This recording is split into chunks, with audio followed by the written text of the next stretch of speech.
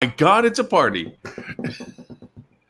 Hello, everyone, and welcome to This Week in, I'm going to try to do like radio answer, Hospitality Digital Marketing, dun, dun, dun, show number 165, with my dearest, closest friends, Mr.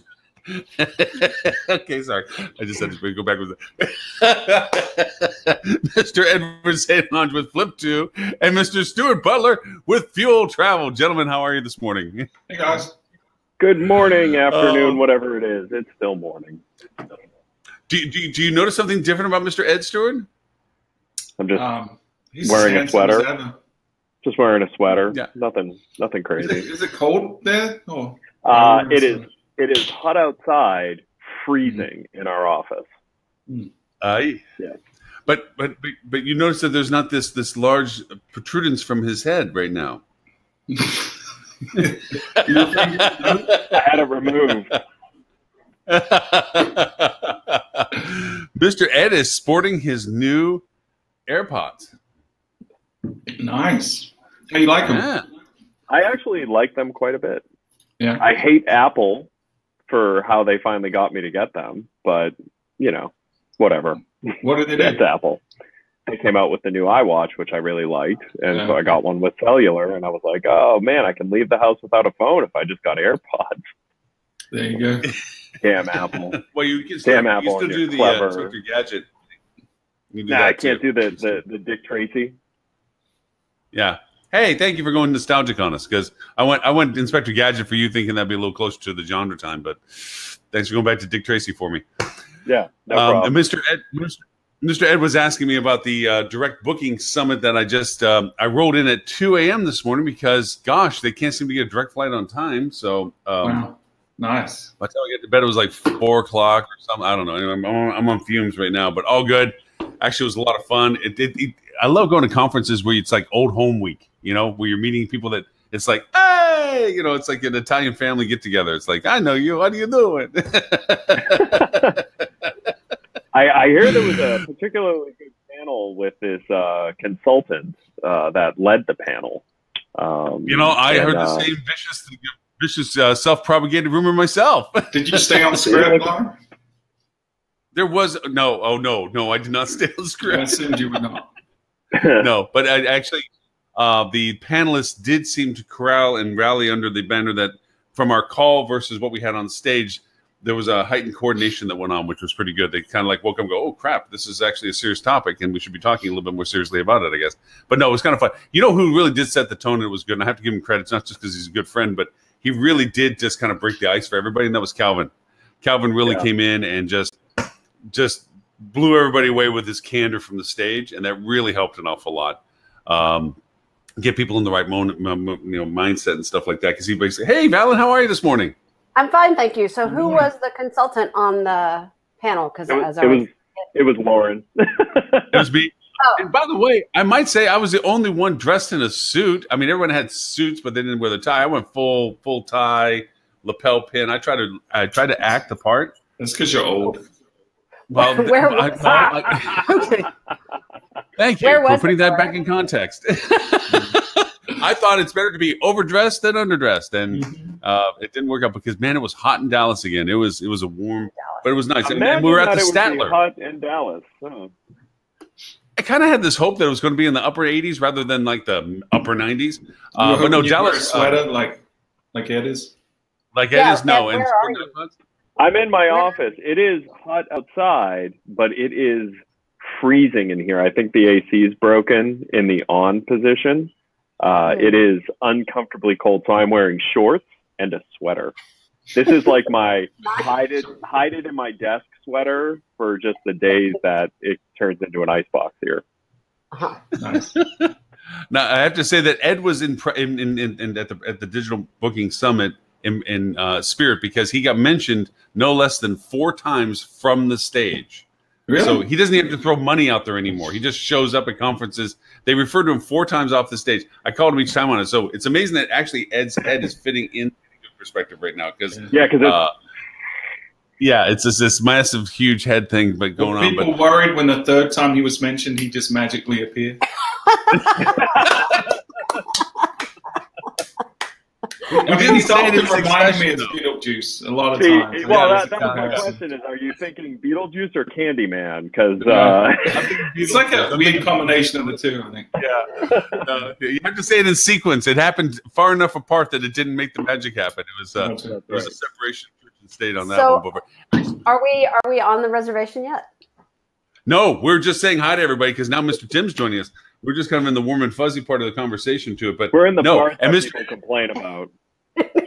Yeah, and Mr. Ed, I didn't really push you were not going to join the show because you weren't going to follow the rules things as much as I should have last week. I should have been a little bit more adamant that you refused to join the show. Tim's multiplying. Yeah. There's multi-Tims. Yes, but I'm going to work on that. I'm actually trying to get a little less. The cloning machine is working well today. Exactly. Some stuff's going to get done. Mr. Tim, how are you, sir? Good morning. Yet, as a college roommate of mine once said, a little Tim goes a long way. So I don't know if there's any more of that. Hey, with that in mind, we want to tell our listeners, viewers, watchers, whatever you want to call them, because there are a collective amount of it. Mr. Robert's not here to give us the whole list to it, but I wanted to tackle first the Airbnb topic, if we could, because of the overvaluation that they're talking about and their sense of purpose when they do that. And then I thought, just out of curiosity, when it came to the list, that we could hit on the intermediary aspect of the Hopper Nabs, the #1 mobile travel marketplace in the world comment. And then if we could go into the wonderful article about the role the hotels will play in the future of distribution, because it actually does cover Calvin's presentation, where he did make some really cool statements and had some cool notes about it. So if we can, maybe those would be the first early topics that would be actually fun to do. Did anybody get a chance to peruse the Airbnb discussion by chance? I did. He has a dog named Ossobuco. It was a sheep, I thought. No, it was his dog that was under his desk licking his black. A sheepdog. It was a. It was a sheep. Okay, it was a sheep. It was a bit of a. I thought it was. I thought he was in a herd of sheep, experiencing a unique moment that Airbnb is. And this is how you know all of us, only peruse these articles. Yeah. Like now, this new methodology that we're using is exposing the fact that none of us at all put any effort into this show prior to it happening. So the dog is a Sheltie. Because this is the first article, it is the only article that I read at least the first 3 paragraphs of.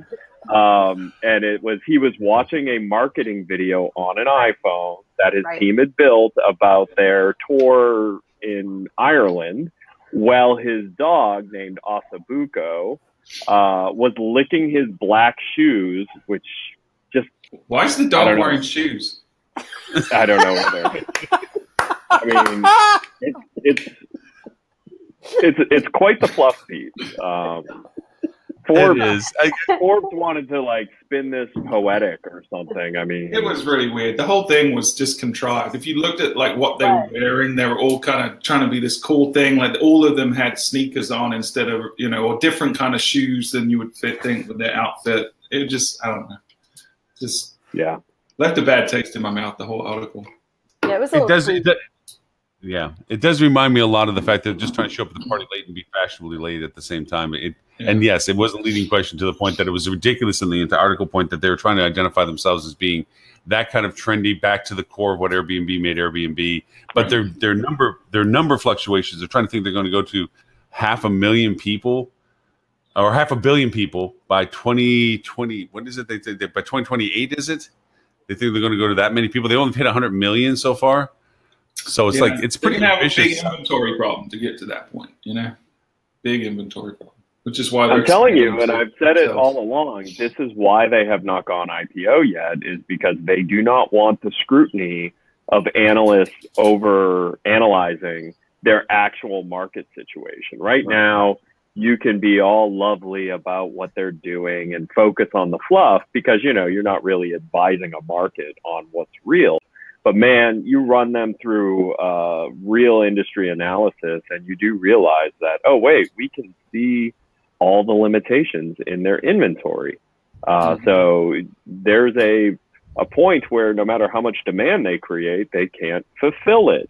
And that's still a challenge they have not gotten over. Yeah. And probably never will. Realistically. Why are they... Right. One of the Why are they challenges they'll running? always have with inventory is that, obviously when the economy is bad, there's a lot of folks who will say, let me make this spare room available, let me clear out of my apartment for a weekend, etc. Right. When the economy is good, there's not as much need for people to want to do that. So they're going to struggle with inventory, whenever the economy is in a good place, they're going to have an inventory problem. Right. And some of the solutions they've come up with to try to resolve that by working with different types of hosts, right? So people that are purposely building apartment complexes to put on Airbnb. There's pressure coming from government to prevent that kind of thing because it's having a negative effect on those ecosystems. So I think some of their short-term fixes, long-term, are going to backfire. It's accelerating, certainly certain municipalities are accelerating their attack on Airbnb. And you see some big cities now, the number of available inventory is shrinking significantly. Because Hey, Mr. Robert. I do want to ask a question. Why are they running one leg short of a three-legged race when it comes to their sea-level suite being missing pieces to this? I mean, I was CFO for the moment, right? Yeah. Why is it so hard for them to find the right fit for what they're wanting to do, or even they're trying? Because the way it sounds like is they're blowing off their venture capitalist goals to be this holistic new 21st century, as he calls it, company. Okay. And on top of that, he doesn't even have the team together to really make that vision a functional reality. It just seems really odd that he's boasting what he's planning on doing, yet not really actually having the tools or the team members to actually get it done. What's going on with the market for that to happen? Yeah. And let's not forget they've that ever had a CMO. They've never had a CMO either. But they did have Chip Conley. Had one. Okay. But they've grown organically, right? They grew through three guys that weren't really experienced in business in their mid-20s when they created it, kind of on a happenstance thing where they started renting out a room in their apartment. They gotten to where they are through being scrappy, but also having a really good user interface. Better than some of the amount of money that they've burned being scrappy. Well, I mean, or organic. Well, by yeah, any. I mean, I guess what I mean by that is it's not necessarily strategic, right? They haven't sat down and come up with some big strategic plan. It's kind of flying by the seat of their pants, scrappy. Not bootstrap scrappy. So well, in some instances, their growth has been somewhat reactive, right? As they've run into obstacles in various various regulatory bodies or various geographic regions, they've had to sort of take a left turn, which has had an impact, positive or negative, in some cases, on their growth. So it's reactive in a way which it could be a piece of being scrappy. But Ed has a point. They've had tremendous amount of money they've gone through, and a lot of it is on they have a great user interface. They really do. Absolutely. So. But that also is going to be a Rhode Island School of Design. Yeah, they're going to have this issue, and I'm a big believer in this idea that your greatest strengths are also your greatest weaknesses, right? They have pulled in an enormous sum of money from an enormous number of venture capital firms and things along those lines, who are expecting to get that money back, and so they're under significant pressure to actually produce a product and a service that when they go public and things like that, these guys are going to make their 10x, they're going to make their 50x or whatever. So they're under a lot of pressure to show that they have a sustainable business within a limited period of time, right? This isn't going to be a story we're talking about 10 years from now. They will have gone public and they will have returned, capital to the investors, or they will have gone public and Chesky will be, on the speaker circuit talking about all the lessons he learned before they threw him out on his ear, right? Right. I mean, that's a real challenge that they have to live with right now. Mm-hmm. It doesn't help when the CEO is saying stuff like, it's not really all about making money. It's more about making a difference. And, this utopian kind of view. Right. But they're trying to be like Amazon. They're trying to be Bezos convinced Wall Street, forget the earnings, right? This is a long-term play. If you aren't going to, if you want quarterly earnings and all that stuff, go put your money somewhere else. We aren't doing that. And it worked out fairly well. Now, there's a massive problem that they do not have the margins that Amazon has. Right.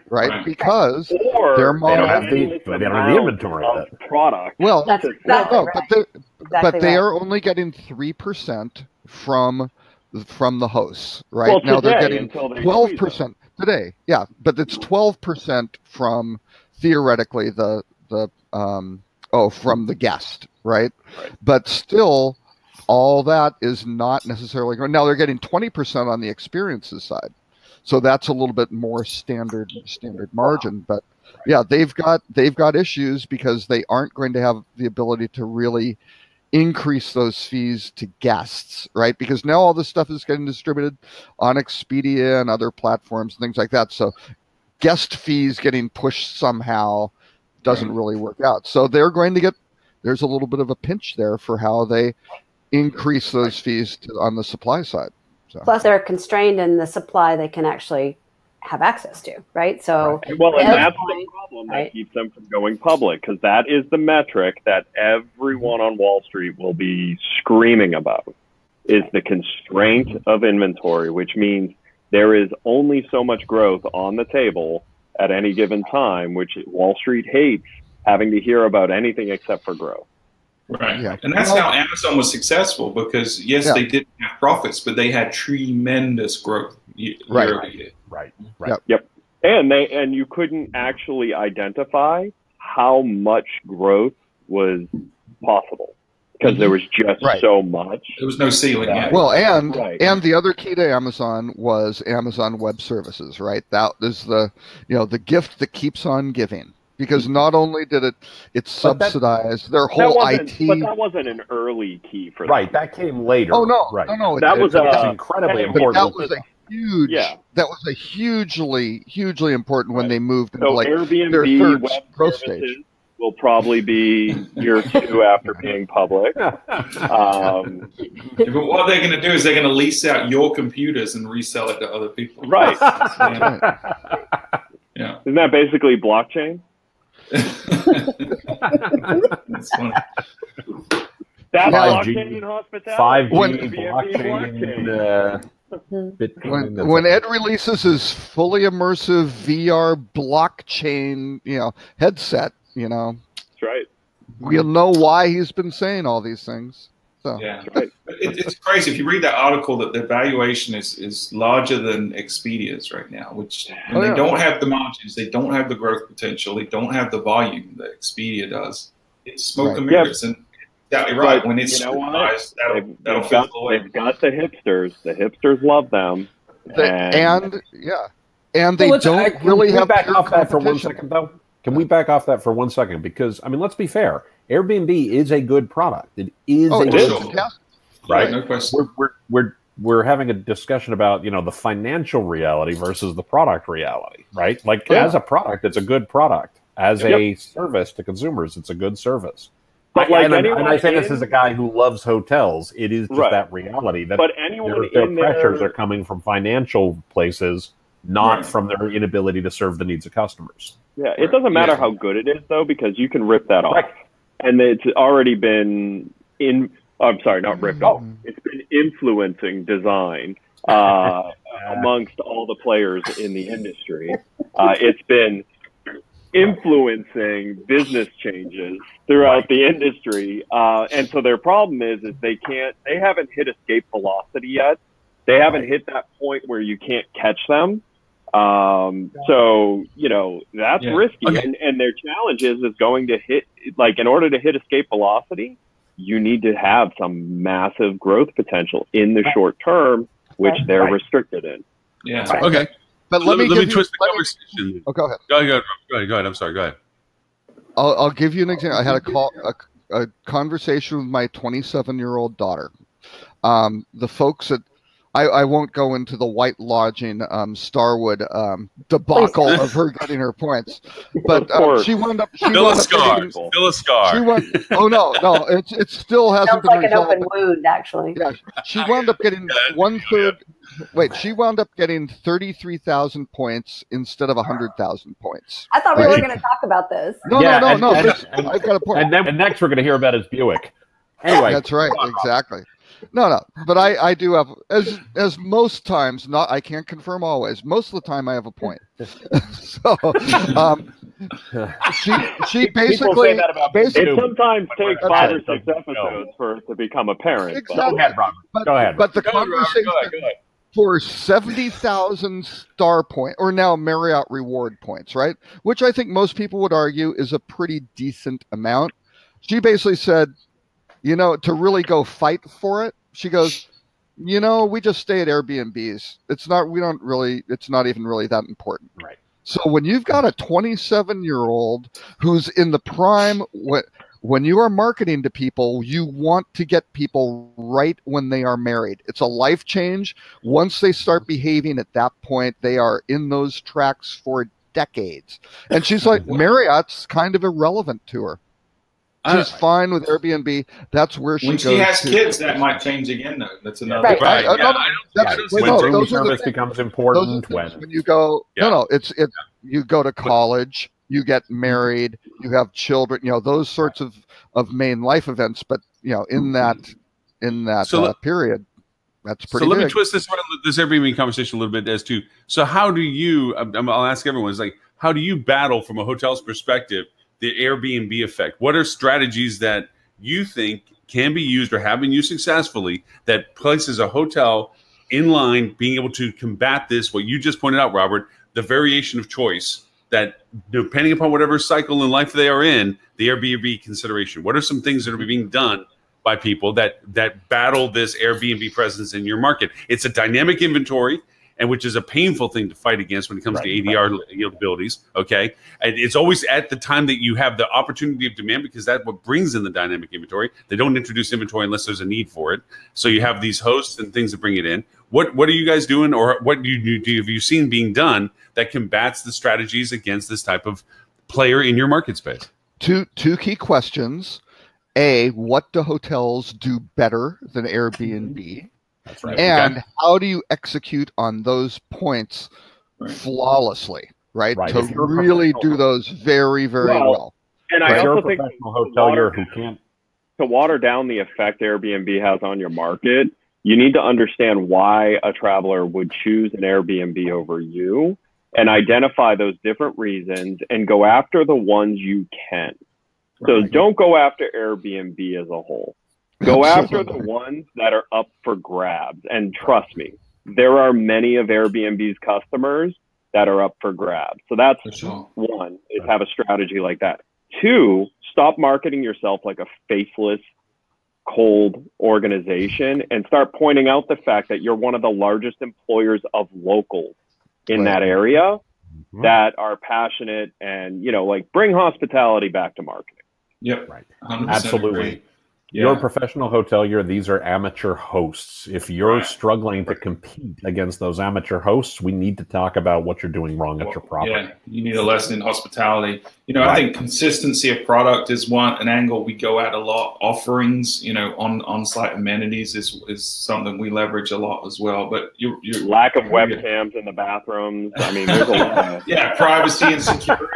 Is, you know, Certain markets, Ed, I don't know. There's, you know, people want to be influencers. So, I don't know. For sure. But it does come down to hospitality and is the guest going to get a better experience? And you know, leveraging tools like Flip2 to show that authentic story of the guests that are staying is really powerful against Airbnb. So in this direct booking summit that I was just in, there was people that were raising the fact that they were proud to have joined the Airbnb platform as hotels.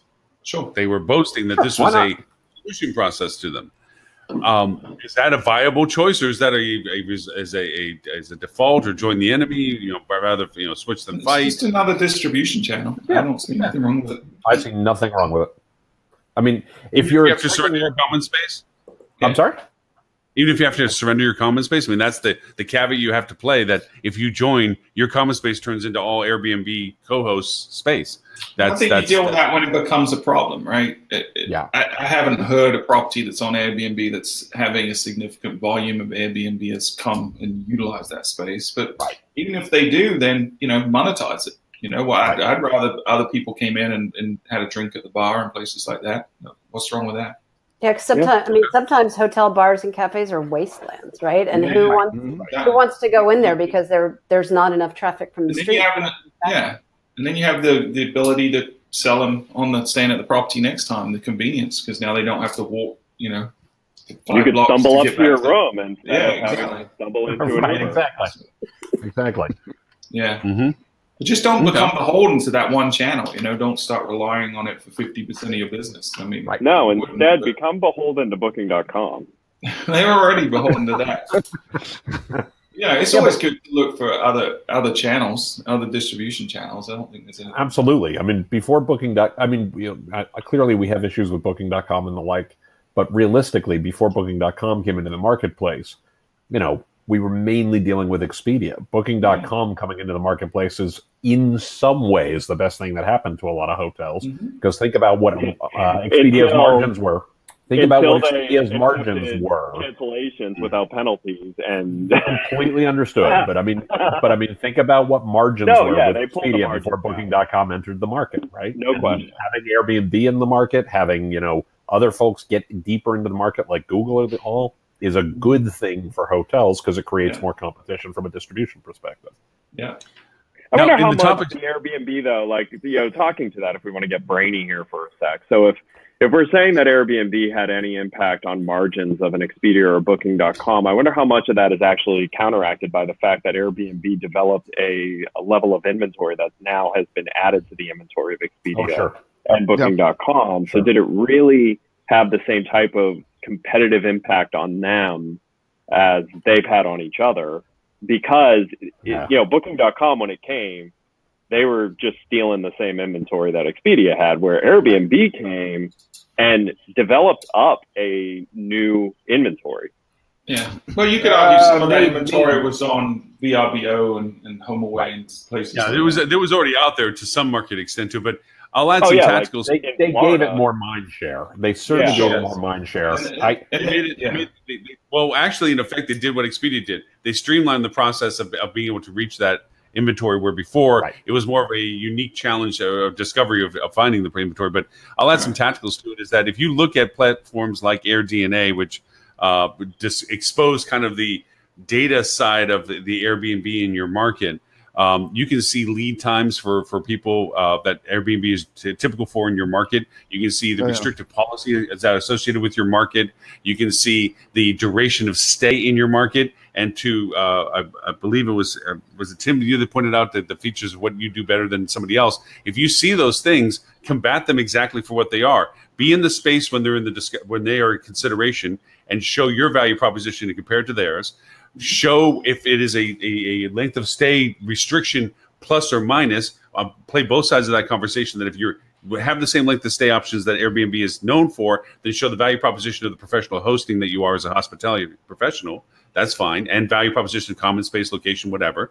Okay. And also from the financial point of view, the logistics of being able to cancel, change, alter, vary, which are restrictive policy associations associated with Airbnb. If you hit them when they're in the consideration phase, and then you really validate your value proposition into the short term, where Airbnb is totally inept in, that it is not a short-term decision. You don't land on a plane and decide, do I want to change where I stay in an Airbnb mindset? It's just not something done, nor do you do it just even a few days beforehand with any real consideration. Those are value propositions. If you find those spots of opportunity, you really can combat this dynamic inventory. Oh my gosh, people have other things to worry about, whatever have you, in a much more productive way. You still won't beat the 27-year-old who doesn't like they don't get their points from their wedding, which they should have earnestly deserved from the no-name hotel ownership group that we won't refer to again. But you get to drive a Buick. They need to be shamed. Anyway, there needs to be a scarlet letter. We jumped over brands real quickly because I wanted to get to the Hopper one. The Hopper nav's 100 million, wants to be number one mobile product. Robert, you want to point that was since you grabbed the article? I'm typing back to some of this in Facebook right now. So I like how Lauren's like, let's talk about this topic that I didn't read about, but I picked. So Robert, you I read. Unlike you, Mr. Poopy Head, I actually read this one because I have a comment about it later on, mind you.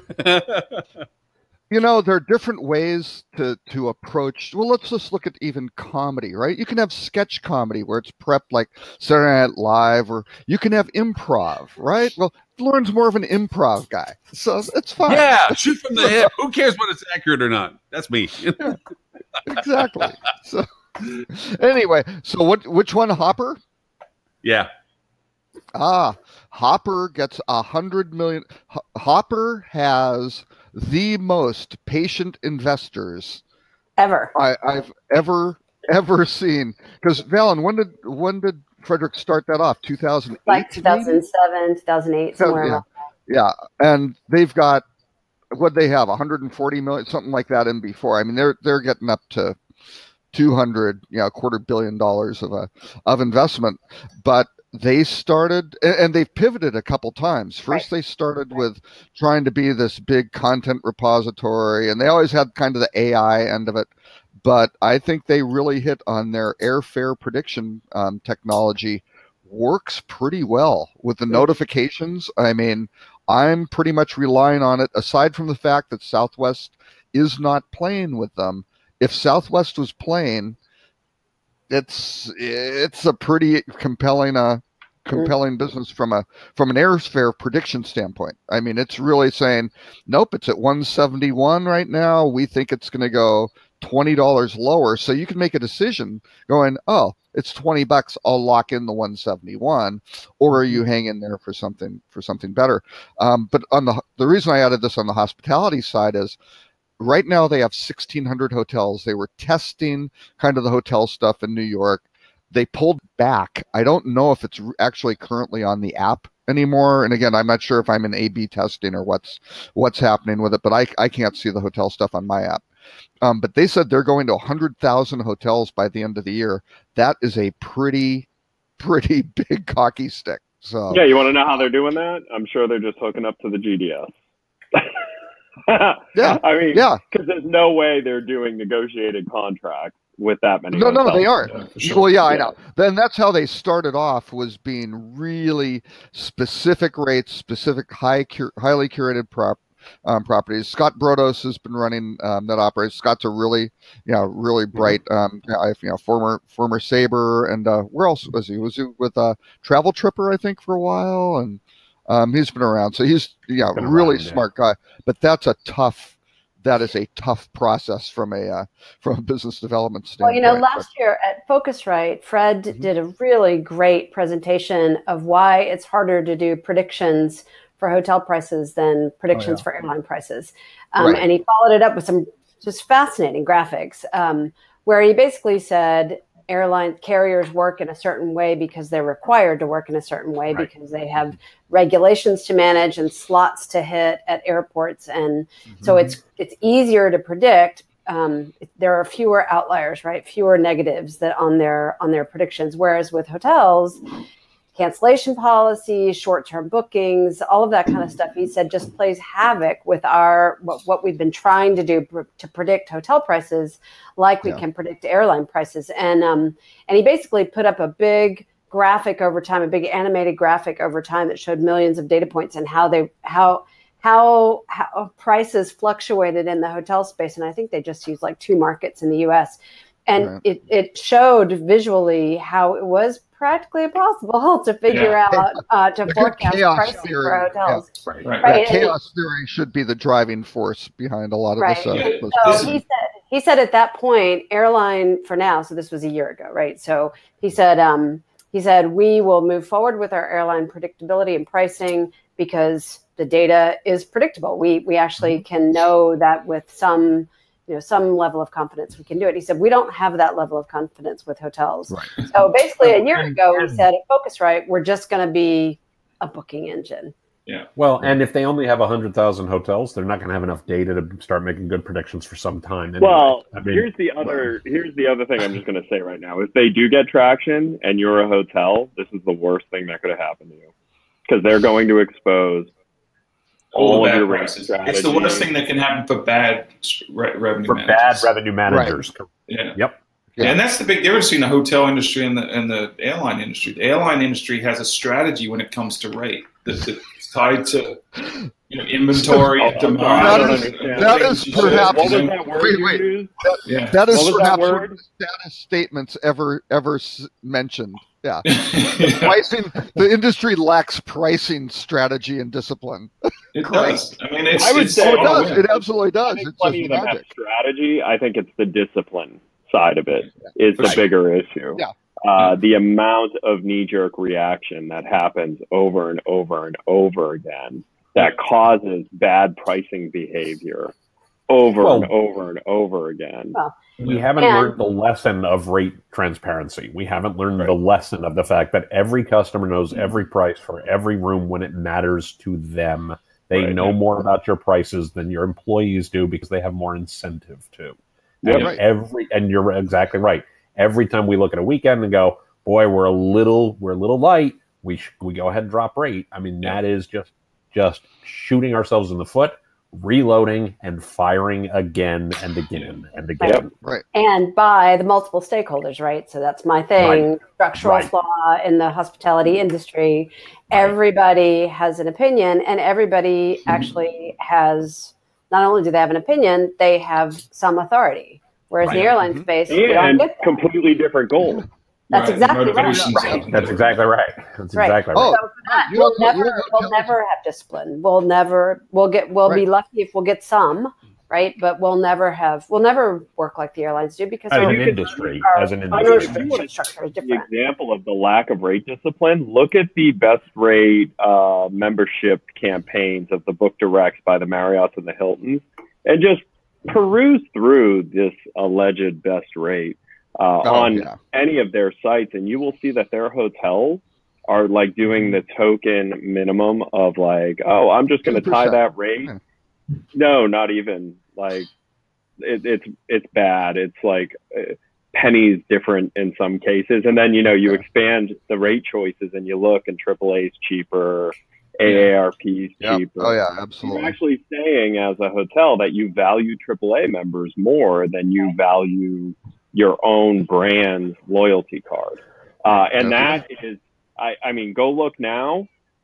I guarantee you 4 out of the first 5 hotels you pick, that will be the case. And I'm going to say to this, if AAA has done anything to drive demand for any property anywhere in the last 5 years, I will eat my hat. Any hat you give me, I will eat. I won't even put like Cholula on it. I will just sit here and take bites out of it and swallow it down because AAA is not. I'm going to drop off and call a guy at AAA. He's got to have one. I'm going to find a case study.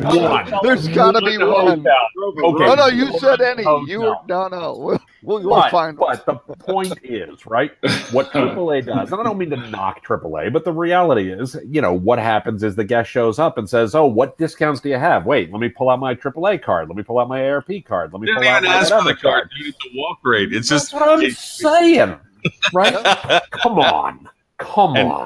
And when Robert walks in, it's an automatic AARP rate. I mean, come on. It's Are you saying you don't read the AAA magazine to get all your vacation ideas? It's a driver. I'm sorry. What's AAA magazine? Oh my God! Oh, I think it's Texas Highways here. It's a riveting read. 7-year-old daughter, Robert. She'll say, yeah, I know. Exactly. What the hell is AAA? Is that a rehab facility or what?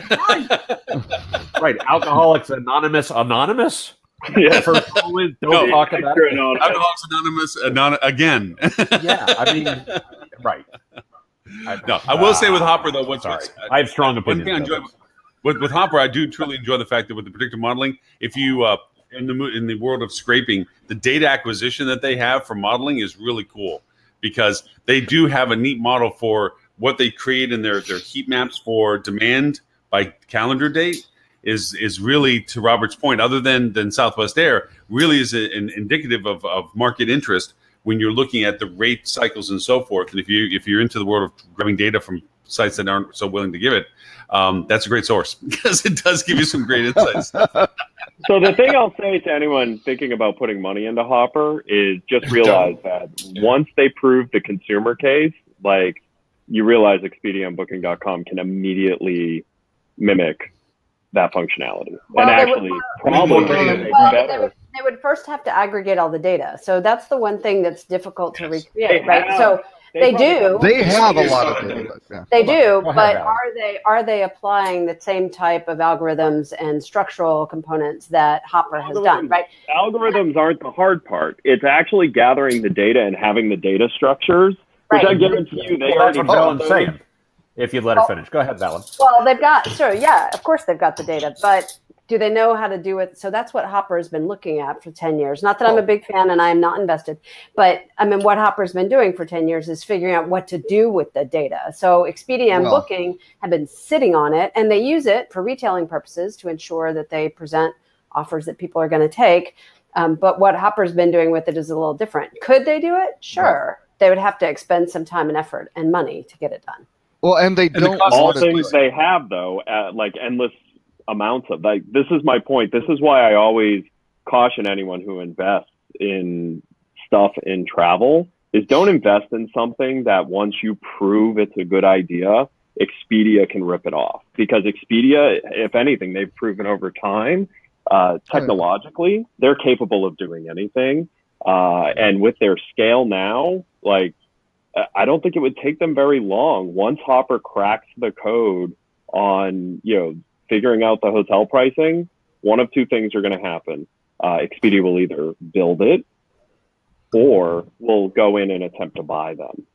Right. Isn't that Hopper's strategy from day one? Yeah, that's probably what their investors are looking for. Because with the amount of money they've raised, an acquisition like that can't be because then they would just be a feature acquisition. They're not anything they more. Can't believe they're going to get their return by just scaling the business. They can't believe, even though they're raising money like that's the path. I know, but even though they've said these delusions of grandeur things like they're going to be the number one mobile booking source or what, it's crazy. They're just they don't have that opportunity. What happens if mobile's not here in 3 years? I did think that they are going all in on mobile when we're kind of leaning away from mobile, where, Apple's even said in the next 10 years, they're not going to be giving out, selling the phone style device. It's going to be some kind of, implant or something a little different. So actually, Ed is showing us the future right now. He's just not using it. No, turn your head. Sweater is the future. Mm-hmm. Right. This is the wearable of the future. And it is certainly one of them. No. I can speak to this one for real. I can't show it today because I'm wearing these, right? You guys know I talk about this. I wear hearing aids, right? I am hard of hearing. I wear hearing aids. They are connected via Bluetooth to my phone, and I converse with my phone all the time without ever taking it out of my pocket. The upside is I actually am doing the kind of stuff you saw people do in Her. It isn't always perfect. I'm talking to Siri, which can be dodgy and all this other kind of stuff. But when it works, it's exactly the experience you want, right? It's precisely. Now, I actually find myself wanting to wear these in my car rather than my phone to the cars. We're going to need places where you're going to need a screen. I mean, I don't think the phone is going away. I don't think screens are going away. But in the context where voice works correctly and is the appropriate experience, it's just better. It's just flat out better across the board. Oh yeah. Well, no, I do it all the time because I have no choice but to do it. I am testing Bluetooth wireless headsets right now as part of a little market research thing that I was approached with, which is great. And I've only done one. I start. Tell your wife that's why we're buying all this technology, dear. Is I'm no. They're giving it to me for free. That. So. My wife stopped buying that story a while ago. I have 4 sets of earpieces, and I try one a week. I don't even know what the other 3 are because of the blind testing nature of it. But the first one, the Samsung Iconics 2018, very good. I mean, with the AirPods, you have the little thing hanging down. These things fit totally in your ear. Very comfortable. Very good sound. The microphones, very good. Ed, you sound a little bit underwater. I mean, I was going to say that. He's a little hollow. Yeah, they're not perfect by any means. That's for sure. Although the Bluetooth connection on them is fantastic. Yeah, the Samsung ones, really good sound, and a feature where you could keep them in your ears, and there's an ambient noise setting. So because they have microphones in them, right, it will turn that up so you can wear them all the time if you're driving, even because you can turn it to hear the outside sounds, which is really interesting tech. I wish I had this I wish I had them in front of me, because literally the hearing aids I wear, that's exactly what they are, right? And they have their problems, don't get me wrong. I'm not like, everybody should go out and buy hearing aids by any stretch. I am saying that. Trust me, you'd be happier if you didn't have to have them. But the things that they actually make better, they make a lot better. And I don't just mean hearing stuff. I mean interacting with devices and things like that. It's just a better experience. And everything you're describing, you know, I can actually tap a button on my phone, change a setting for different experiences, right? I'm in a theater, I want to hear something different than I'm in a restaurant, I want to hear the person across the table from me.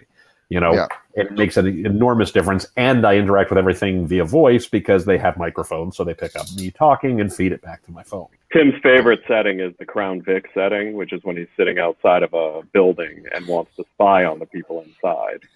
So it's funny that you say this, Ed. I can actually place my phone, if we were in a crowded place and you were at one end of the table and I was at the other, I could set my phone in front of you, and I would hear you perfectly because it would be the remote microphone. See, look at that. To my hearing. Yeah. So so keep that in mind if we're ever in a meeting and I set my phone down in front of you.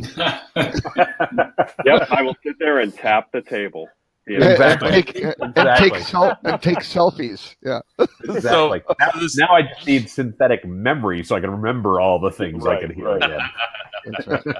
So this one is the one that I got the most that I have comments on because I was there and I witnessed it. And might I say, Mr. Ed, I'm actually pretty happy that that the guy that made this article that was talking about Calvin at the Direct Booking Summit quoted everybody on my panel except for me, which just goes to show you that just because I'm on stage does not mean I have the most things to say. I was a great moderator. I actually had the least to say, and they had the most, which is not me, but you know, it worked out. To be fair, that's not an indication of how much you said, but really the lack of quality in what you said.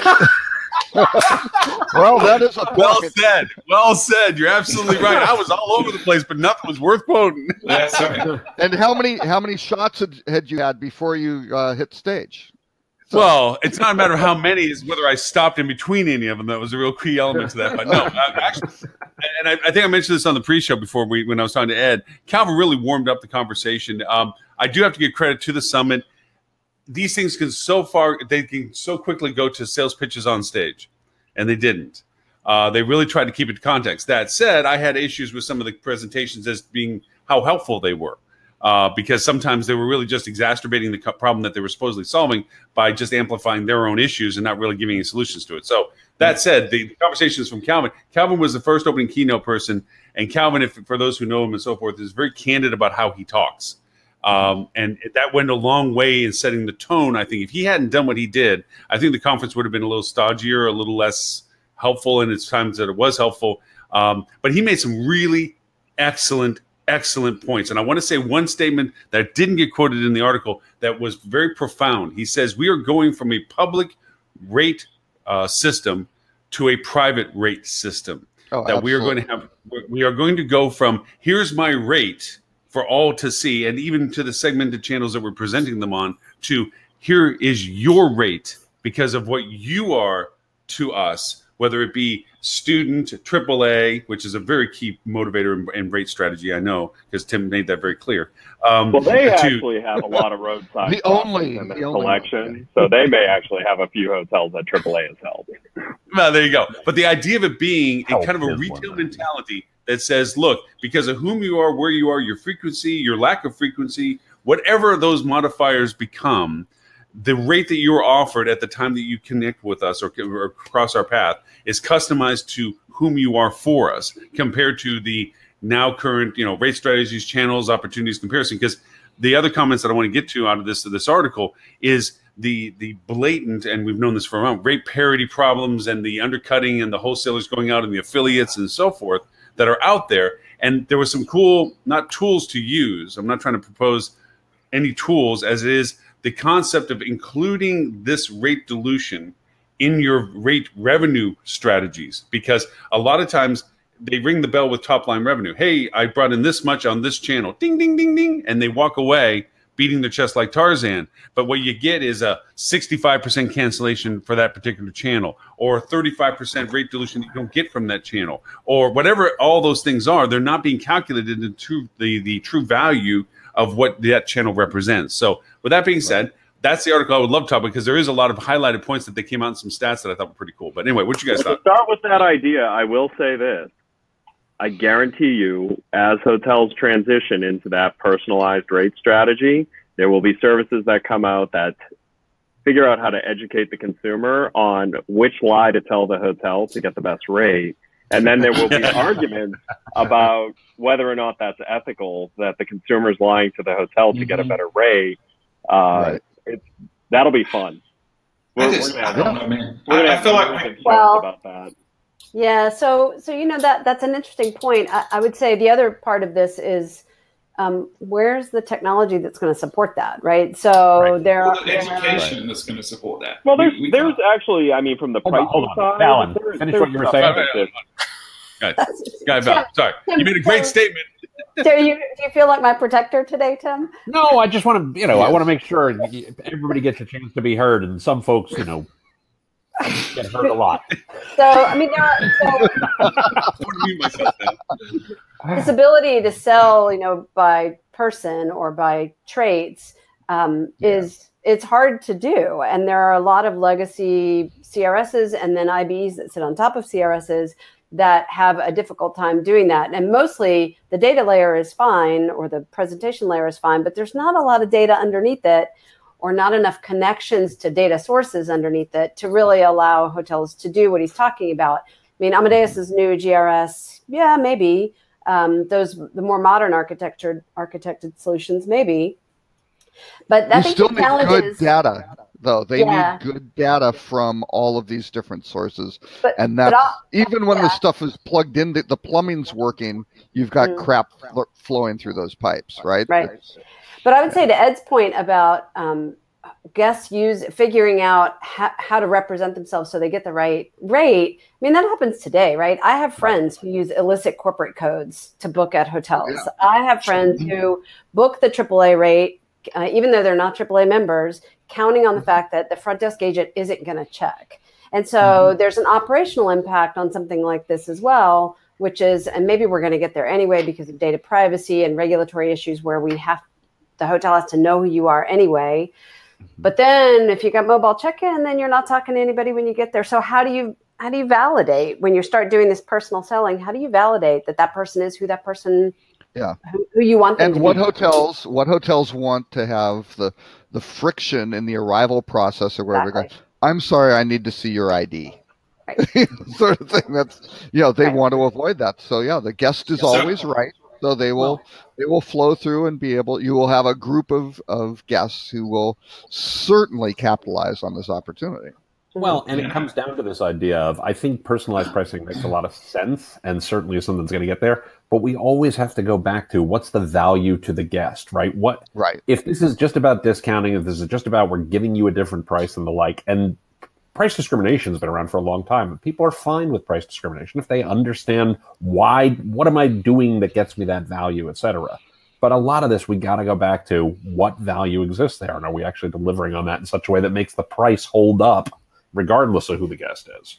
And they are not okay with price discrimination when they feel that they have unnecessarily paid a higher price than someone else for whatever reason. They are very unokay with that. And I promise you that in the minds of the people who are, praying for the personalized price, they're not thinking about how it adds value to the guest. Right. They're thinking about how it adds value to their bottom line. Right. Right. Yep. For sure. Yeah, and I kind of feel like we're going down the road. We do a lot, and a lot of conferences do this, where they kind of paint this utopian picture of what the future is going to be without really doing a gut check on is it realistic, is it viable? I mean, we just had a conversation 5 minutes ago about the fact that most revenue managers are doing a terrible job. They're discounting rates at the last minute. They don't have rate parity on all their distribution channels. So now we're saying we're going to make it infinitely more complex by making it personalized pricing. I mean, at best, what it's going to end up is people are going to have some kind of membership reward pricing that every member gets. But to think it's going to get more complex than that in the near future on mass is ludicrous. I just don't see it happening. There's too many technological and educational barriers to get to there. Well, that was to the point of, is there a value proposition for the guest? Right. Right. Yeah. Right. Did Calvin mention who the major hotel group CEO was who said hotels had better information on guests than Google? I couldn't find. No, they didn't want to embarrass anybody. It was actually. That's like a disqualifier actually, if you're a hotel CEO. You need to lose. There was a gentleman from Mexico that seemed to have an interesting opinion, and that was one of them. But I will challenge it on two fronts. Yeah, I will challenge this on two fronts. One, there are two leading things that I think will accelerate the conversation to this direction. One is we're lemmings. We follow the least path of resistance when it comes to the engagement process of discovery, okay? And so when Google comes up with a new fangled tool that gives it an easier convenience that we just push one button instead of having to push four buttons to get the banana, we're going to push the one button. So we're already patterned, all right?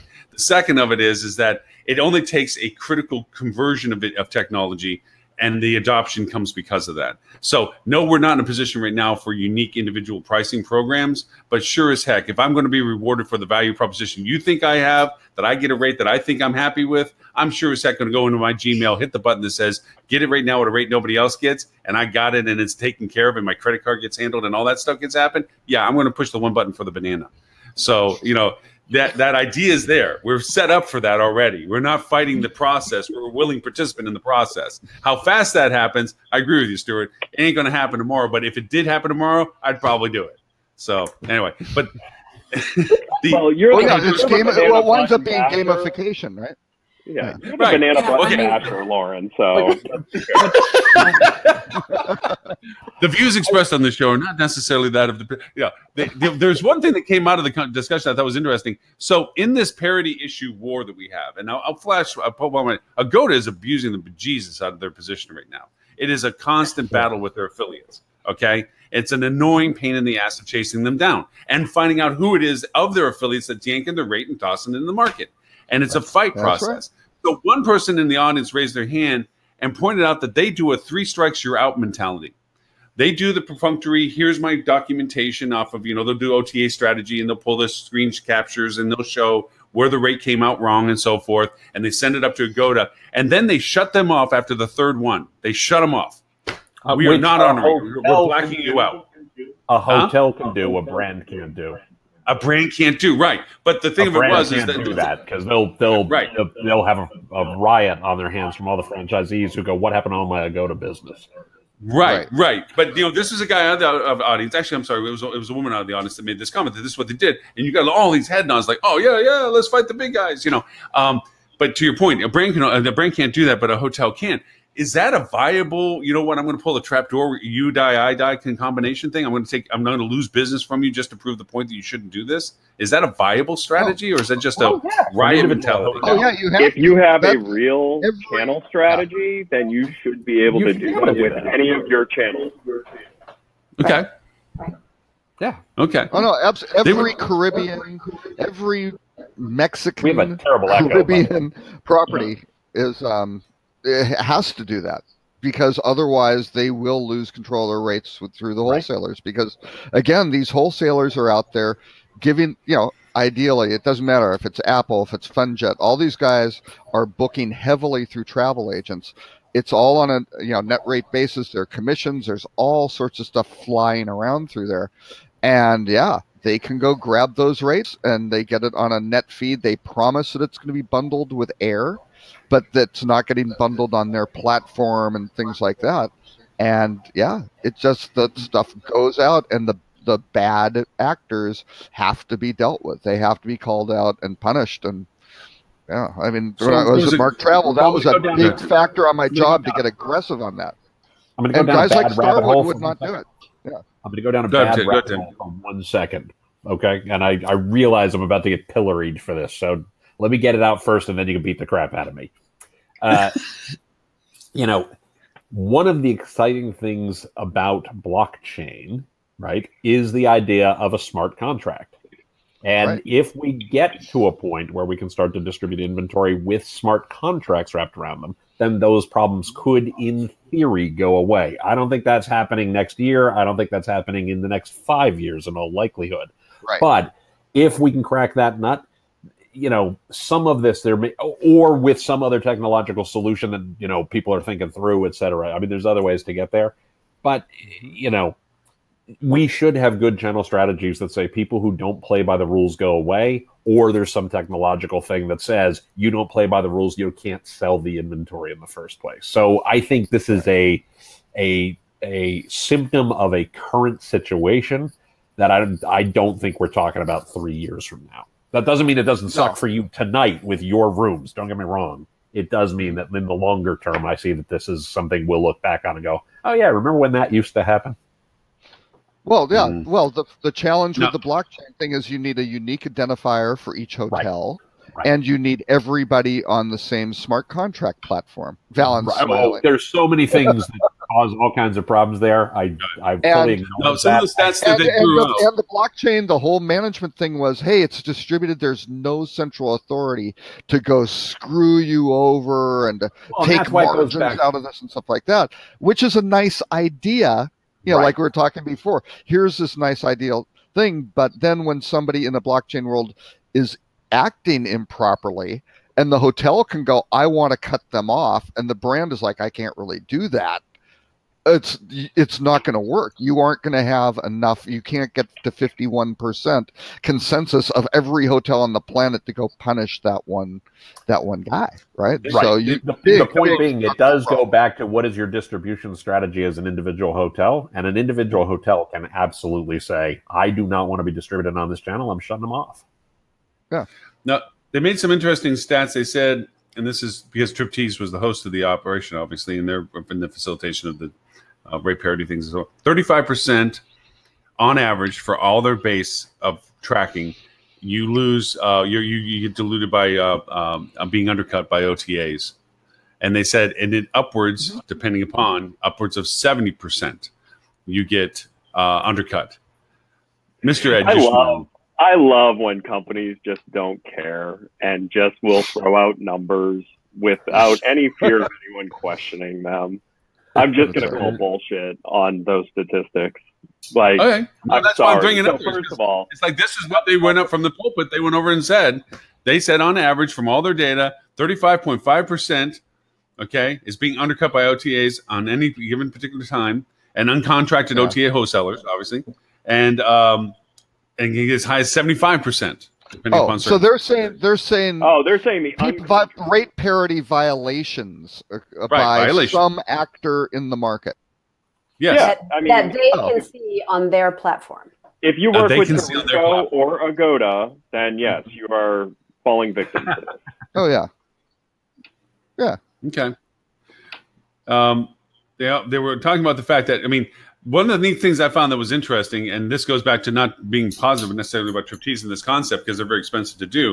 A lot of people in the audience were talking about the triangulation of provability that they use, like OTA strategy, Triptease, and there was another platform that it popped out of my head, that they triangulate these parity violations to validate when they send it to them. No real effect. I mean, they're sending this stuff out, but there was this growing consensus within the audience that we need to be as holding them accountable to their violations as they try to hold us accountable in our violations of parity, and push it back into their faces saying this and that and the other.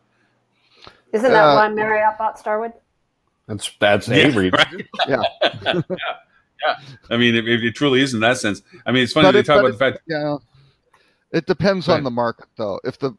If you're in a down market, a lot of these hotels could care less if there are rate parity violations as long as they're getting the business, right? Yeah. It just, all of that discipline goes away completely, and the willingness to trade volume for anything just goes. Yes, in peak periods there may be some more discipline, but again, a lot of last major downturn, what got cut out of all these major hotel groups?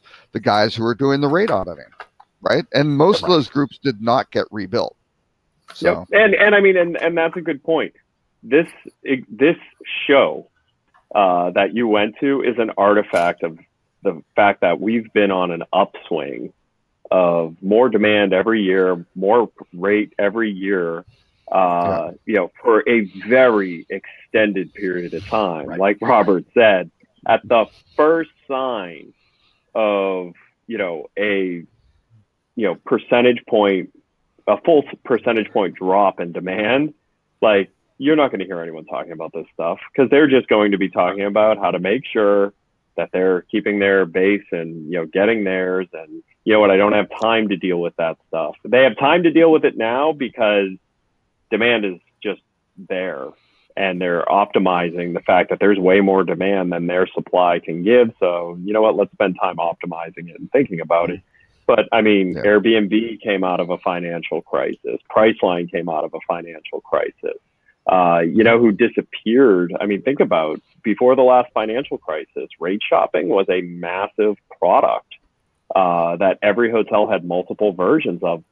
None of those companies, I mean, where's Rubicon? Where's AnyRate? Where's Rate Tiger's rate shopping stuff? I mean, all of that stuff went by the wayside, and it wasn't because the tech wasn't solid, and it wasn't because there was a shift in behavior.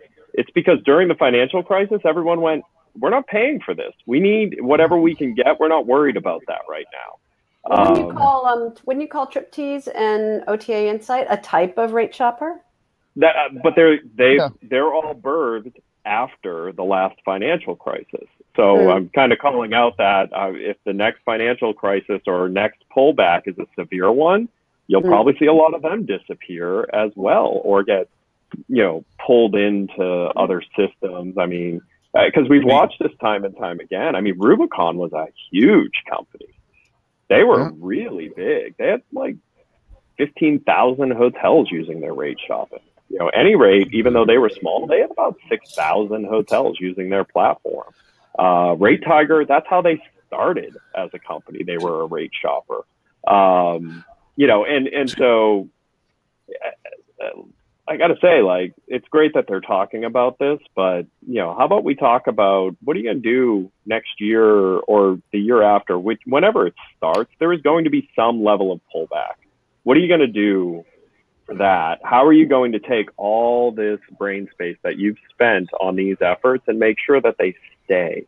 Because they're quality efforts. These are good pursuits.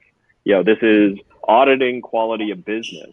How do you get that to survive a pullback? Yeah. No, there was a couple. There was the perfunctory economics person at the end for the closing keynote, and they made a point to say that we are at 9.2 years into what will be then a record-setting 10 years, which is the longest positive economic string ever in the history of everything. So, if you want to talk about fortune telling, are we going to be hitting that threshold and passing it, or hitting that threshold and, you know, and that's it? Then at that point, because everything that's being said, and I think this was in the Smith Travel conference in Nashville, because a lot of the data was rehashed again, is that you know, the next 1 to 2 years, we're pretty much going to be doing what we're doing now in some capacity, variation form, or what have you.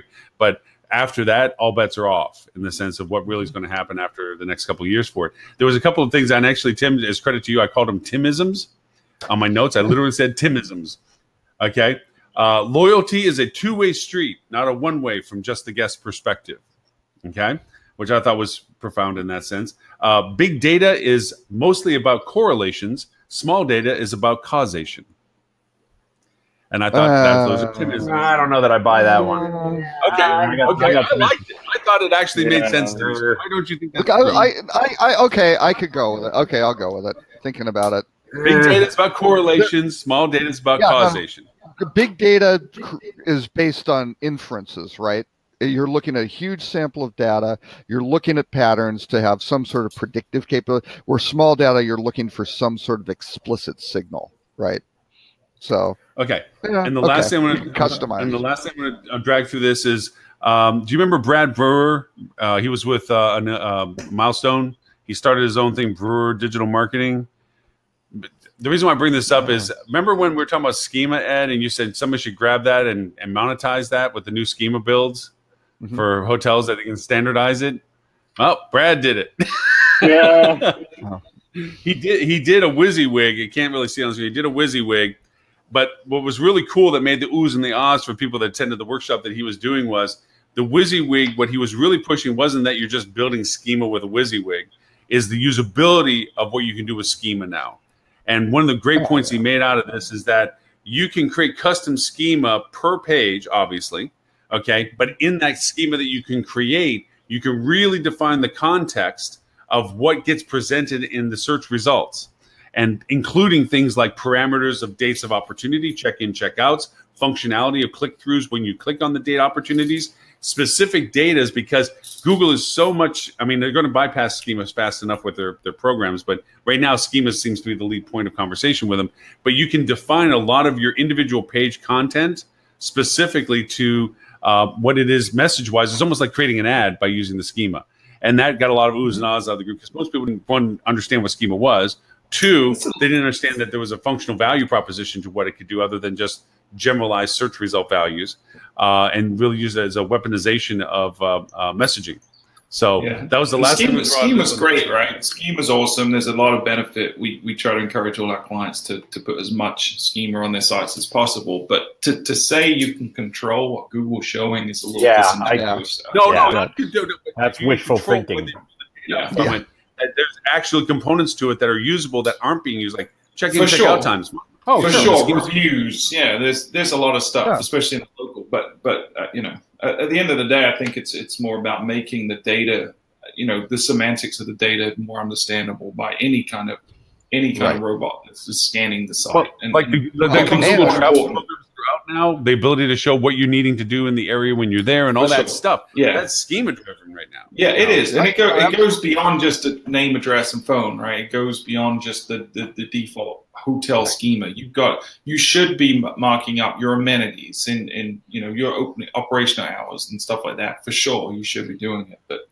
And having logic on the relationship between the pages within your site, which gets back to site architecture, everything where all of that is the navigation, the menuing, the schema, all that stuff needs to work together. So yes, the robots can figure out what is this site about, and maybe the humans too. Right? It's all about making this very clear and logical. You know, we haven't been doing that in web design this whole time. Why would we start now? Well, when it goes to pure voice, right? Just give me a hotel in wherever, downtown LA, the 17th to the 20th of November. They're going to come back with a recommendation, right? One, and you might say, nah, what else? Well, but otherwise, it's going to be the snippets are driving the voice engagement. We know that. Oh, by the way, you'll all be very proud of me. There was this guy that came in incredibly cocky, arrogant on the first day closing keynote. And he literally came in to walk on stage, and he's like, "Hey, I don't normally share my notes, so sorry, you're not going to see my slides. And I haven't been here all day." But he just had this attitude, like, "Aren't you glad? You're privileged that I'm on stage." And he starts talking, and he asks questions, and he was asking, "Who would book just by voice alone?" And I go over, raise my hand because he was trying to make the counterpoint because he just kind of irritated me. So it's like I would. It's like, and I gave him the caveat only if it would talk back with me. So I could clarify it, and only on certain types of travel would I consider that option. Well, he didn't like any of it, but he's like, "Yeah, well, you're crazy." So anyway, it turned into a personal challenge of mine to prove him right. He wasn't wrong. He wasn't wrong. I wanted to prove him right for the right reasons, though. I mean, don't call me crazy unless you really want to define that's irrelevant. Yeah. But he did bring up the topic of voice control and so forth, and it's kind of funny because there was this huge dysfunctionality of how he was describing it. But there is a value proposition that if you can use voice to clarify intent, where you're using it as an engagement as an assistant perspective, not as a replacement to dealing directly with someone or discovering in all context, then it has a value proposition. Like you can ask for things like, "Am I late for my flight? When is my flight leaving? Has it been delayed?" Those are assistant type things you can do. Not like, "Hey, I want to go to New York," and trust that it's going to completely take care of all the nuances that you want to take care of by simply asking that question. And you said the key word, which is trust. Yeah. Mm-hmm. And this is the problem that is going to wreck this version of voice that everyone says is coming. The version that Robert talked about, saying, "I want a hotel room in LA from this date to this date." It's lack of trust. Because here's the thing. even as it starts to go that way, where consumers start to get comfortable with doing it that way, guess what's going to happen? Someone's going to pay more to be the one who gets recommended, even though they don't deserve it. It's like when you go to TripAdvisor and you see the 190th hotel in the market listed first as a sponsored. It's like a little flag that says promoted. Yes. Yeah. a tiny flag that says promoted. You know, this is the problem is the monetization of the platform is going to ultimately stop it getting to this Shangri-La that everyone keeps talking about when they talk about voice, how, you know, you're not going to need any of the things you need today because you're just going to be able to talk to a machine and it will book what is a very complicated set of decisions for you. Yeah. Well, I mean, yes and no, but I think the OTAs are already doing a lot of that where, okay, they've got, as we said before, they have all this data, right? They got massive amount of data. They've got great predictive analytics that are kind of figuring it out. I think what they wind up doing is they will do more monetization off of the supplier side going, you're looking for people with such and such characteristics. You've got to, offer lower pricing, maybe for consumer benefit. You got to give us bigger margin. You've got to, pay for the ad, whatever. They'll go monetize that. So then that result winds up kind of being they know, I think in many cases, they already know this is probably the best choice for the consumer. And then they're somewhat modifying that based on, is that the best one for, Booking or Expedia to go put at the top of the list and recommend, right? Well, so I mean, that's going to be that wane, and I think the ones who go, you know what, we are going to close the booking and earn that trust by giving that consumer the best. Maybe we'll give up $2 of earnings on this, but we'll get the customer lifetime value. No, because they could be doing that today in their current models. The actual nothing's changing except for the input device. If we can take a step back for a second, right? And Ed, you're going to like this because I'm going to say nice things about Flip 2 for a second, right? Thanks. The problem when we get down to this is we keep saying the best. There is no the best because the hotels aren't sufficiently differentiated. There are 5 or 7 or 10 hotels that can be the best because they're all kind of the same, right? Mm-hmm. And that causes a problem for the hotels because they're not sufficiently differentiated that the guest is going to give a rat's ass which box of rooms they stay in. Right. I mean, I hate to say that, but that's the bigger problem. Because if you provide a differentiated service, then your guests are going to talk about it and they're going to tell their friends and family and fans and followers and all that other kind of crap. And then you don't have to worry about does voice list you first. Right. And the other challenge, so if you go one more step down into the process, which is what's the best route, right? So I picked a big box. I said, I want that big box. And it says, here's your best room, right? The voice comes out of the device or out of my ears or whatever. It says, I've got the best room for you. And that's what the OTAs are doing today, right? They're presenting whatever rooms the hotels make available on that channel.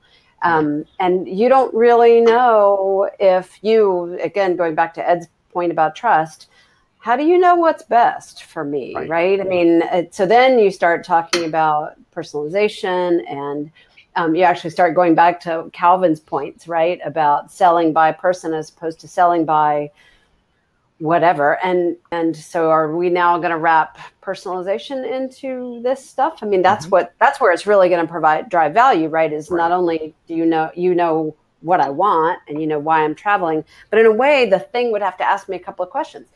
Hey, Valen, is this a business trip? Hey, Valen, is anybody going with you? Hey, Valen, so there's a series of questions that really, because I travel for different reasons. Everybody does. Right. Well, you're the same person, but for different purposes. Okay. But let me play devil's advocate on that. Not that saying that anyone can do this now, but let's talk about Google, right? If I have been to the HSMAI digital marketing conference and their dates have moved, right? They've been February and January, so that complicates. Let's just say they were always the same week, or the Focusrite conference would be a good one. Yeah. So you do that. It knows, hey, this one alternates between Los Angeles and Hollywood, Florida, or whatever. It figures that out and goes, in the past, that person has stayed. They've searched for 4-star and above hotels with 8+ booking.com ratings or whatever the case may be, right? They've sorted it in ascending price order, and this is how their decision process has been made. Those are some pretty, good signals based on actual booking, booking activity, right? Those are strong indicators. So you can kind of go, yeah, he's looking for the cheapest 4-star hotel in a certain proximity with whatever, and that may be good enough. Now that's eons ahead of what anybody's doing right now. But groups like and probably isn't eons away timing wise. I mean, right. Well, and Google, for Google to do that, the pieces for, to a degree, Expedia to do that aren't years from now. Oh no, right? because I'll give you an example. Because I am the hotel industry's worst nightmare when it comes to gaming. How do I get the lowest rate? That's the new tagline for Rock Cheetah. The hotel worst nightmare. I like that. That's good. Yeah. Your pricing strategy is a catnip toy to us. And Tim. The funny part is, it is so true. Robert is probably the antithesis of, if you want to know how to make the system not work, find this guy. He knows how to crack the code. I will break it. Exactly. But so what do I do for this? And I've done it successfully for like 3 years now, right? You go out early on booking.com and you find the cheapest, fully refundable, cancelable, decent hotel. And sometimes I'll go to 3-star. So right now I'm booked at a Hilton Garden Inn, right? For 4 nights. Is that where I really want to stay? Maybe not, but I can stay for 4 nights for $560, including everything. That's, hotel fees, everything. And it's in a good location, and it's just fine. I've stayed there before, right? That Garden Inn there's nothing wrong with it. Is it really great and aspirational? No, not really. But what did I do last year? I wound up staying at Citizen M because they had some sort of insanely stupid The revenue manager blinked at the wrong time. Robert. And I jumped on. Now, I did pay a premium, right, over whatever the rot gut rate was. but yeah, I wound up getting a great deal. So I will go do that and go, toss that thing aside. And who knows if it's hot water, who knows if it's whatever, right? But here's the thing. It's a game. It's a game. You're talking about... Go ahead. I'm sorry. Please, go ahead. Hold on. Oh, I was holding. No, go ahead. You were going to say something. I interrupted. But go ahead. I'll add it in just a second. Talking about a specific type of trip and a very educated traveler. Right. Okay. Right. The average person who goes on the same trip every year and is not an educated traveler is staying in the group block because they don't want to go through all of that. Right. Okay. Right. So sure, you can automate the room block. Like, would you like to book your room block? Sure, I'd like to book my room block that the group picked at the group price. But, this isn't the type of impact that the audiences are hearing in their heads when people talk about the coming of voice. What they're concerned about is the person who is taking their family to Orlando and is willing to ask just the question, which is the best hotel to go to Disney? Like, what? Like, if that's actually a problem, if that question is ever a common, like, this is the question that powers all the business into Disney, all of the travel industry around Disney and Disney have a problem, because that means people no longer care about the nuanced differences. Where should I stay on my honeymoon? Right. I mean, yeah. I'm sorry. High stakes trips are not going to be done on voice. Not in the near term. Unless there's an incredibly high degree of trust, and it's who they're booking with, right? Well, so hang on. If you're a Silicon Valley CEO, right, and you can just go and leave a voicemail and go, Stacy Small, elite travel gal, right? Stacy, get me the best hotel in Bora Bora. We're going for a week. Do this. Go. That's fine. They'll do it. And it's fine. It's kind of the personal assistant. But remember the value proposition of what we're talking about. And this is the OTA value proposition, discoverability. And I'll add this with a caveat of actual technique to this. I cannot win Midtown New York hotel. Will not get it. Never will have it. Won't have it. Can't pay for it. Can't get it. You can never have the content. But sure as heck, I'm on page 1 for Midtown Hotel with a spa. Why? Because it's a string of concept of what they're looking for discoverability. What's the hotels that have spas? Now, I'm in that consideration phase, which is a lot better than having not. It's that on-off switch mentality. Am I in the mix or am I not in the mix? Period. Just getting into the game is the first starting point. And to that, I'd ask a couple other strategy points. Do you find it viable to say, at all circumstances, regardless of whether you bottomed out on a rate and you're still willing to guarantee this, that you will guarantee your discoverability of rate with a 10% bonus, no matter where you find it for whatever you find it for? Is it worth that value to offer that flat base? Always will I give you benefit for booking with me, no matter what rate you have to show me. As a matter of fact, you may not even have to show me the rate. Just tell me what you found, and I'll guarantee it just as long as I get you in my channel. Is it worth it? If you're good at rate management, yeah, absolutely. Because they're in your funnel, right? You get them. They didn't go elsewhere. Even if it is, and we talked about rate parity earlier, even if it is some stupid ass, excuse the French, bottomed out, shouldn't have been in the market, but it was pawned out by some bad affiliate, and somebody saw it in some hotel finder somewhere, okay, and they pitched to you that they found well below what you're currently trying to margin on, and you still have to give them 10% on top of it. Is it still worth it? Right. Yeah, and you know what? If you have an arrangement with that, now the thing is with the bad performing affiliate or the bad behaving affiliate, you can't just suddenly refuse to pay Agoda. Poor Tim Hughes, right? He's gotten beaten on today. So, but you can't pay them. For letting go. Now the other question I have. Well, I mean, are they trying to enforce it? Somewhat, but can they enforce? The bad actors on it. It's not really in their best interest, right? They can code. They know who exactly connects to the. It's actually very hard. Having had to do that, it can be very, very difficult.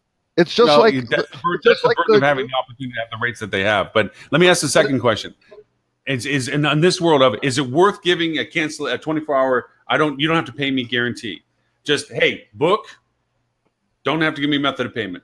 Just book with me now, and if you don't get back with me within 24, 48, 72, whatever you want to say hours, I'll just drop it off.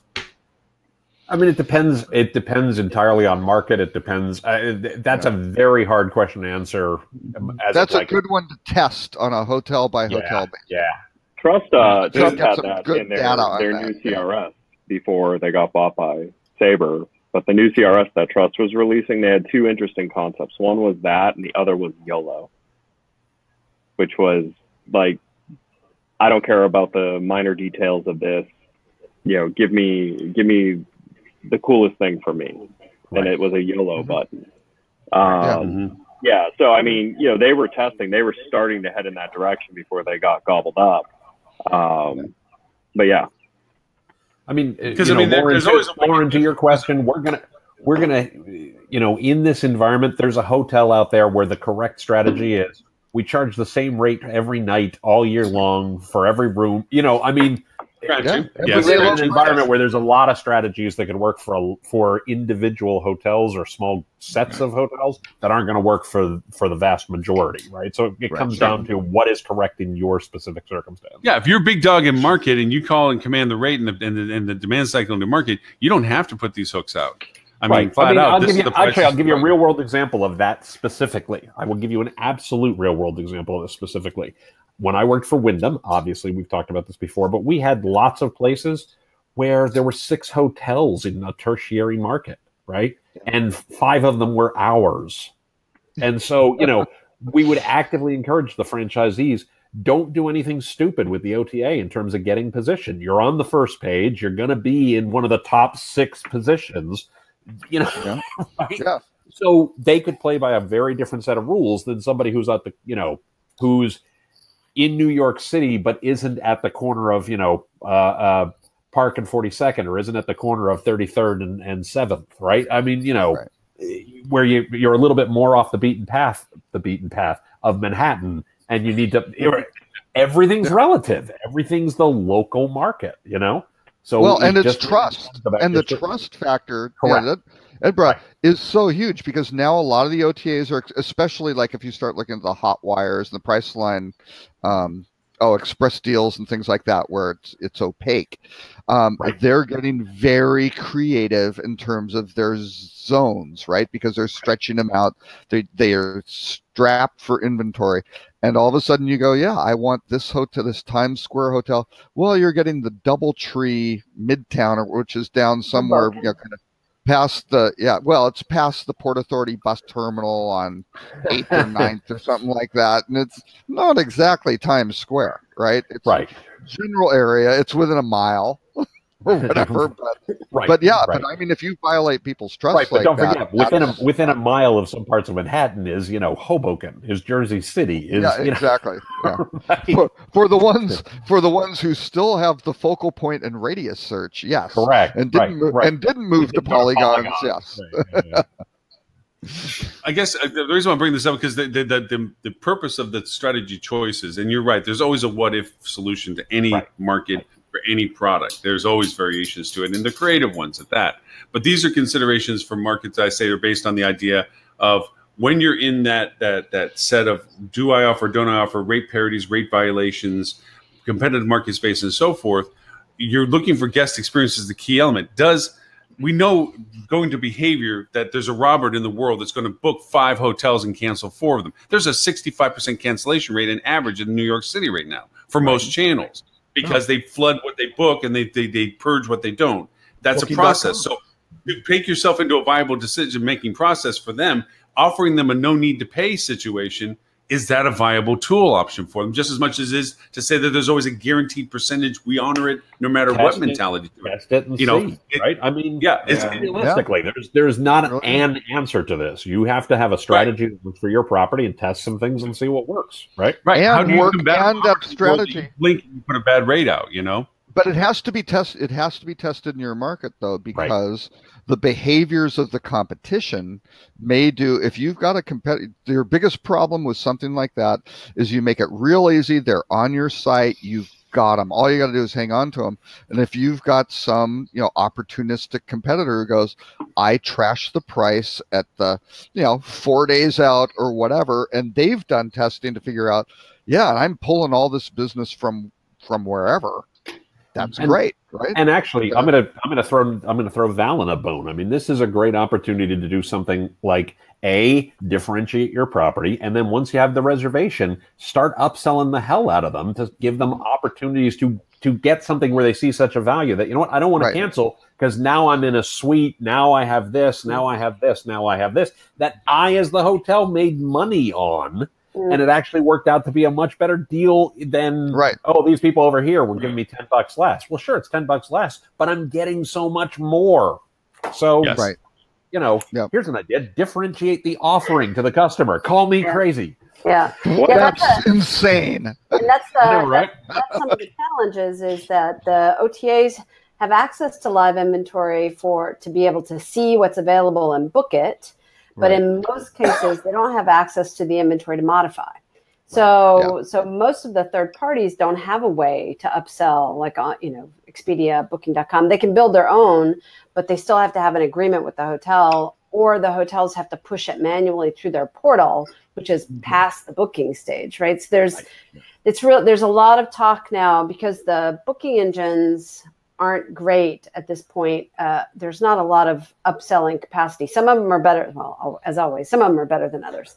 But in the booking path, merchandising inside the booking path is not as. I mean, we've got 1 or 2 customers that do it. Most of our customers are pre-arrival upselling and front desk upselling. There's a tremendous opportunity for expanding merchandising in the booking path. But you got to have access and visibility into what's available for sell at that point. Yeah, right. And the CRS needs to have true modify capability as opposed to cancel rebook. And you start doing things like, what's a great opportunity? Hey, extend into the weekend and get whatever. Right? Something really fantastic. As Lauren was saying, a spa treatment. Hey, we did this. We got them through the funnel. They wound up on the spa landing. This is it. Hey, can we extend this stay and give them a spa treatment or something? if you have to cancel and rebook and all of a sudden that pricing is now different, or that rate plan that they were on is closed out, they may not be able to cancel, rebook into it. That's right. Because that's why even if it's on a block, if it's on an allocation, right? Because the allocation's full, the systems aren't smart enough to figure out, oh, you're going to drop out, so yeah, there would be one. It's okay. They're actually blocking their own ability to change. It's really bad. And that's the challenge of these these legacy CRSs. They don't have they sell by room type or room class if they group the room types. They don't have the opportunity to sell by attribute or by something else. And so, you know, Amadeus and IHG have both made noises publicly about selling by attribute using the new Amadeus system. You know, we'll see what happens with that. But I mean, that's the value proposition of products like ours and others out there, is that we sort of extend that sell platform to be able to allow the sale by attribute. Challenge there is that whoever's managing the house has to understand. So if you sell a certain package, but you say for an additional $50, we'll give you a water view room, right? Not changing the package, just adding that attribute on. You've got the fulfillment, then the fulfillment and the operations has to be there, right? So that you actually give them that water view and that package. And I'm a loyalty, a pretty high tier loyalty member, and hey, I get to check in early, and now what are we doing when we're cleaning these rooms? We got to make sure we got a clean water view room, and we better get the other really tricky stuff. But I mean, my favorite example on all of this. Sorry, my favorite example on all this, just real quick, is we talk about loyalty, we talk about all these things, and I've said this on the show more than once, so sorry for repeating myself. But I always look at something like Amazon Prime. Amazon gets people to join their loyalty program, and they get them to pay to do it. And the reason that the customer does it is because they legitimately see a value. We keep coming back to this word again and again and again and again and again of what's the value to the guest. So, Lauren, your question gets to how do you get them to talk to you in the first place? And there's lots of ways to get them to talk to you in the first place. The question is, how do you get them to continue to engage and actually, create a greater value for them to want to stay there more than they want to save $10 by going to the guy across the street? So do we know, I know that IHG has a pay-in loyalty program called Ambassador, the Ambassador program, which is a legacy from Intercontinental when Intercontinental was a standalone brand. Right. When they were, I guess, owned by Pan Am or whatever it was. So we occasionally, so IHG is one of our customers, ambassador level members should not be exposed to an offer. So they should not see a call to action through any of the exposure points. Occasionally one gets through, and mostly it's because the loyalty code wasn't present in their reservation. And so we didn't know they were ambassadors, so we exposed an offer. And I will tell you that ambassador members get really angry when they see an offer. And so what that tells me is that they are getting some kind of value. I don't know what the fees are for the ambassador program. I don't think they're super high. I don't know, but there must, and it's still there. I mean, it exists. I just recently saw when I was on IHG.com, I saw a promo to join the ambassador club. So it's still viable. So there must be something there for people to pay money on an annual basis, and they must be getting something out of it. Yep. I can tell you that, though, the top tier of most rewards programs are the absolute worst customers, because they are so ultra sensitive. They're so entitled. Any adversity. And constantly feel like they're not being respected for the tier that they accomplished. And it's, I'm not top tier on United, but I am platinum. And let me tell you, when I get a bad seat or a bad experience, I am the pissiest SOB you will ever want to meet. I'm not gonna lie. I'm always I try to be nice to the people who are actually serving me, but I tweet at United all the time when I get crappy service from United, because I'm like, I'm platinum, man. Do you know who I am? Do you know who I am? Do you know who I am? Yes, absolutely. Okay. Yeah. Two things. One is, I agree. I have to go. Yeah, I have to go as well. Have a great weekend. I want to make sure that everybody understands what time it is for us. Ed, thank you as always for it. I do want to say, Mr. Stewart, that you were not neglected in this conference. We were actually commented on twice. Once by me, another by another person, because there was a discussion about how many companies now are looking to build their own booking platforms. And they went over and quite easily said, oh, yes. But they were very quick to say, but be careful what you wish for, because if you build it, you get what you build. But that's not the problem. The problem is the consistency, the adaptability, the progressive continuous growth, so forth and so on. So be careful what you wish for, because, yeah, you can build your own thing. You think you got it, but you got to keep the thing going forevermore after that. And it's not worth it. And that's where you came back in. But they start talking about, it's like, you got to look for some very innovative platforms out there that are really looking at trying to solve the problems rather than just get into the space. And you came up a couple of times. So congratulations for that. I don't know if we have time to hit the Ruh-Roh, Robert. I mean, like I said, we're a little bit past everything. Mr. Tim, thank you. If people want to know where they can find you, where can they find you, sir? And your podcast? TimPeter.com, TimPeter.com/podcast, at TCPeter on Twitter. Excellent, excellent. Valen, you said you had to wave out too as well. Yep. Where can people find you if they want to reach out to you? So more information about Nor1 on Nor1.com. I am Valen.Perini, Valen Perini, with or without the dot, on just about every channel. Outstanding, outstanding. And Mr. Ed had to duck out quick, so we'll have to say Mr. Edward St. Ange is at flip.to. And also, if you want to know anything about college football in Florida, you can go to at Edward St. Ange. No. You need to say for whatever. Just pick somebody besides UCLA. Oh yeah. Florida State, Miami. Yeah, Florida State, Miami. Yeah. Mr. Robert, if they want to know about you and Rock Cheetah, what is it?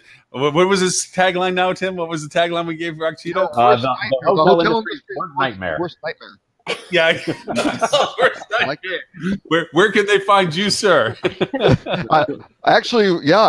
bought that URL. It's a little long, but I can work with it. So. And it's not as long as Lauren's URL. Exactly. How about long URLs? I'm the king on that one. So rockcheetah.com and where else? Robert K. Cole on social media.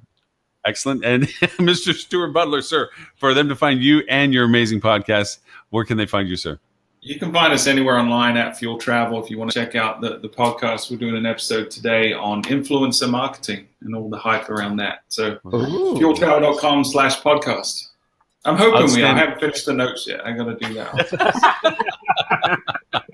And for archives of this show and all of our shows, all 164 previous to this, you can go to hospitalitydigitalmarketing.com/live, where you'll see the links to all of this year and links to the archives of the years past. With that in mind, show number 165. Thank you all. We went a little farther than that. I appreciate the latitude for that. And we will be going to show number 166 next week, Friday, 11:30 in the morning on Eastern time. Till then, thanks, everybody. We'll talk to you soon.